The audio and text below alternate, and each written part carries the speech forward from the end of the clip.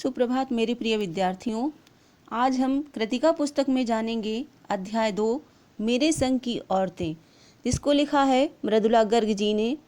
हिंदी की समकालीन कथा लेखिका मृदुला गर्ग का जन्म वर्ष 1938 में कोलकाता में हुआ। अर्थशास्त्र में स्नातकोत्तर की उपाधि प्राप्त करने के पश्चात उन्होंने अध्ययन कार्य किया तथा वर्ष 1974 में स्वतंत्र लेखन कार्य करने लगीं। उनके उपन्यास एवं कहानियों में विविधता तथा नयापन है। उन्होंने अपने कथा साहित्य में महिलाओं एवं बच्चों की समस्याओं पर विचार प्रकट किए हैं। मृदुला गर्ग की महत्वपूर्ण कृतियां हैं उसके हिस्से की धूप, चितकोबरा, कठगुलाब, इंद्र ढंग, चुकते नहीं, सवाल। उन्हें वर्ष 2013 में मिलजुल मन उपन्यास के लिए साहित्य अकादमी पुरस्कार भी प्रदान किया गया। आइए जानते हैं अब पाठ का सार।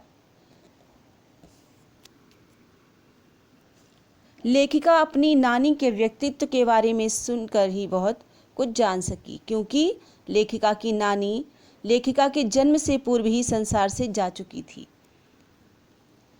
नानी की कहानियां लेखिका नहीं सुन सकी, परंतु लेखिका लोगों के लिए कहानियां लिखती है। लेखिका की नानी के जीवन की कहानी भी रहस्यमयी है। लेखिका अपनी नानी के बारे में जो समझ सकी वह इस प्रकार था कि वे एक परंपरावादी, अनपढ़ और पर्दानशी महिला थीं। उनका विवाह एक ऐसे व्यक्ति से हो गया जो विलायती संस्कृति से बहुत अधिक प्रभावित था। उनके पति कैम्ब्रिज विश्वविद्यालय से बैरिस्ट्री पढ़कर आए थे और अंग्रेजी रहन सहन के अनुसार ही जिंदगी जीने लगे, पर नानी पर इसका कोई असर नहीं हुआ। वे अपने तरीके से जीवन जीती रहीं। उन्होंने पति की जीवन शैली का कभी विरोध नहीं किया।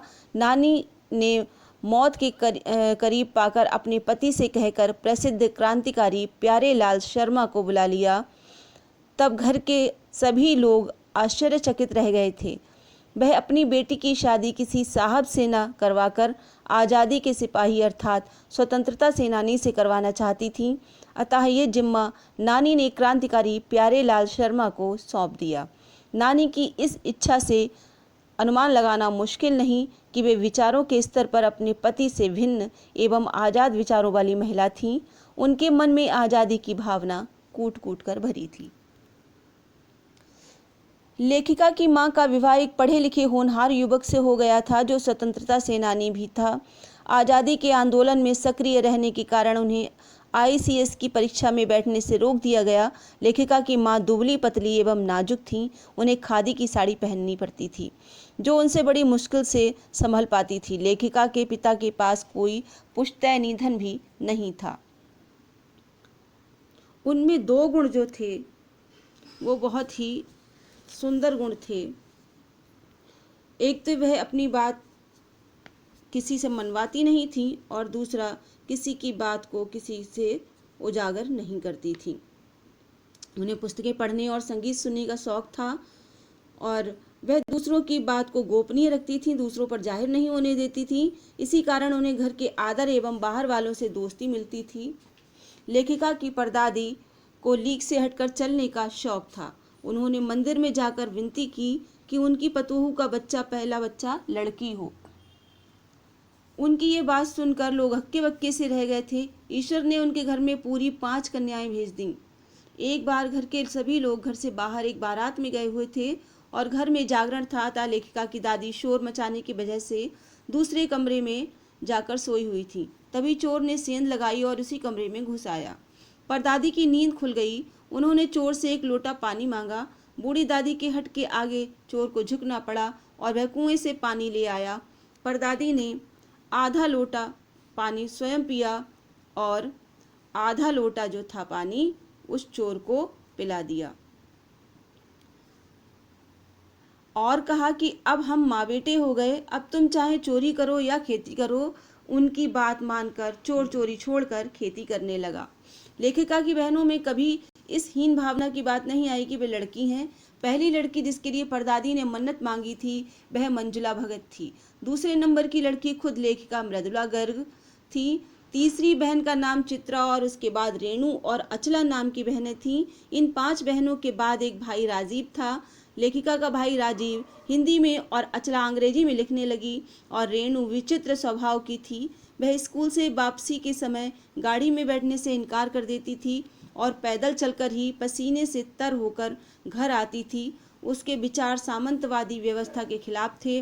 वह बीए पास करना भी उचित नहीं मानती थी। लेखिका की तीसरी बहन चित्रा को पढ़ने में कम तथा पढ़ाने में अधिक रुचि थी। इस कारण उसके शिष्यों से उसके कम अंक आते थे। उसने अपनी शादी के लिए एक नज़र में एक लड़का पसंद करके ये ऐलान कर दिया कि वह शादी करेगी तो उसी से करेगी और उसी से उसकी शादी हुई। अचला सबसे छोटी बहन पत्रकारिता और अर्थशास्त्र की छात्रा थी। उसने पिता की पसंद से शादी कर ली और उसे भी लिखने का रोग था। सभी ने शादी का निर्वाह भलीभांति किया। लेखिका शादी के बाद बिहार के एक कस्बे डालमिया नगर में रहने लगी। वहीं पर वहाँ की औरतों के साथ उन्होंने नाटक भी किए।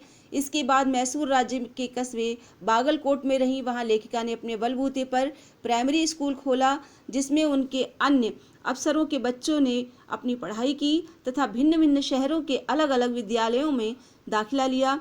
विद्यालय खोलकर लेखिका ने दिखा दिया कि वे अपने प्रयास में कभी असफल नहीं हो सकी, परंतु लेखिका स्वयं को अपनी छोटी बहन रेणु से कमतर आंकती थी। वे एक अन्य घटना का स्मरण करते हुए कहती हैं कि दिल्ली में 1950 के अंतिम दौर में 9 इंच तेज बारिश हुई तथा चारों तरफ पानी भर गया। रेणु की स्कूल बस नहीं आई। सबने कहा कि स्कूल बंद होगा, अतः वह स्कूल ना जाए, किंतु वह नहीं मानी और अपनी धुन की पक्की वह 2 मील पैदल चलकर स्कूल गई और स्कूल बंद होने पर वापस लौट आई। लेखिका मानती है कि अपनी धुन में मंजिल और चले जाने का और अकेलेपन का कुछ मजा ही और है। तो छात्रों, आपने जाना मेरे संग की औरतें इसका सारांश। और आज की कक्षा में बस इतना ही। आप प्रसन्न रहें, निरोगी रहें, खुश रहें। अगली कक्षा में फिर मिलेंगे। धन्यवाद।